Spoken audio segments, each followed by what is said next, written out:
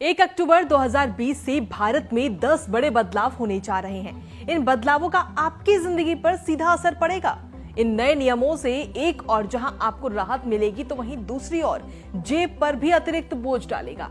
ये नियम क्रेडिट और debit card, health insurance, Ujjwala scheme, motor वाहन, इन सभी चीजों से जुड़े हुए हैं। आइए जानते हैं इन 10 नियमों के बारे में। पहला नियम, फ्री नहीं मिलेगा एलपीजी कनेक्शन।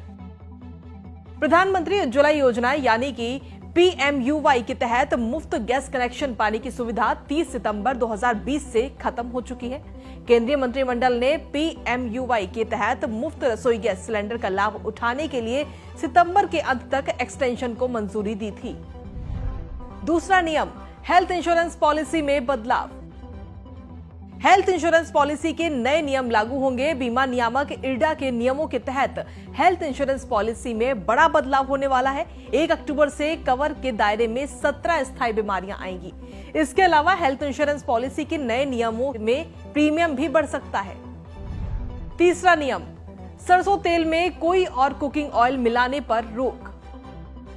सरसों तेल में कोई और कुकिंग ऑयल मिलाने पर अब रोक लगा दी गई है। खाद्य नियामक FSSAI ने 1 अक्टूबर से सरसों तेल में किसी भी अन्य कुकिंग ऑयल के मिलाने पर यह रोक लगाई है।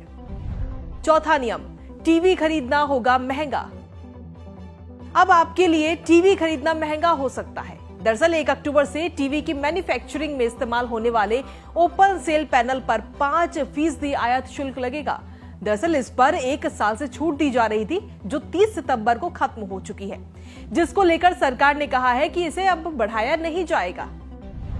पांचवा नियम, क्रेडिट और डेबिट कार्ड पर RBI के नए नियम। भारतीय रिजर्व बैंक ने डेबिट और क्रेडिट कार्ड से सुरक्षित ट्रांजैक्शन के लिए नए दिशा निर्देश जारी किए हैं। ये बदलाव 1 अक्टूबर 2020 से लागू हैं। इन नए नियमों के अनुसार कार्ड यूजर अब अंतर्राष्ट्रीय लेन देन, ऑनलाइन लेन देन के साथ कॉन्टैक्ट लेस कार्ड ट्रांजैक्शन के लिए ऑप्ट इन या ऑप्ट आउट सर्विस, खर्च की सीमा इत्यादि को रजिस्टर्ड कराने में अब समर्थ होंगे।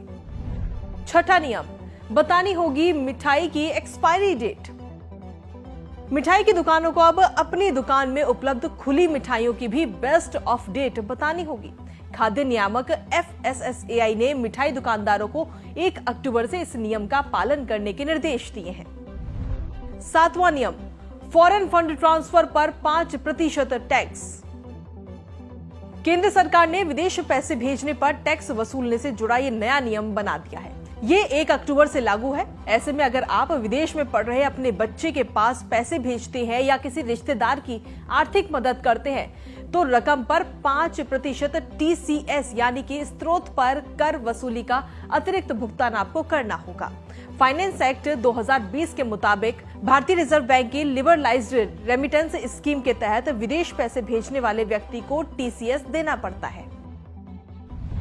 आठवां नियम, स्रोत पर कर संग्रह की नई व्यवस्था।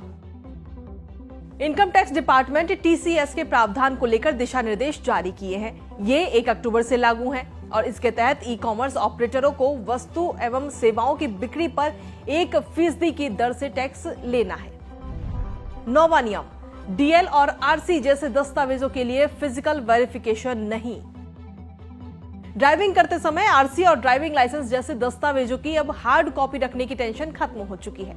अब आप वाहन से जुड़े इन दस्तावेजों की मान्य सॉफ्ट कॉपी के साथ ही वाहन चला सकते हैं। और सड़क परिवहन और राजमार्ग मंत्रालय ने मोटर वाहन नियम 1989 में किए गए ऐसे तमाम संशोधनों के बारे में नोटिफिकेशन जारी किया है जो 1 अक्टूबर से लागू हो गए हैं। इस नियम से लोगों को काफी सुविधा होगी। अब पोर्टल के जरिए वाहन संबंधी दस्तावेजों और ई-चालान का रखरखाव किया जा सकेगा। इसके अलावा नए नियमों के तहत ड्राइविंग लाइसेंस बनवाने के लिए भी आपको ज्यादा दस्तावेजों की जरूरत नहीं पड़ेगी।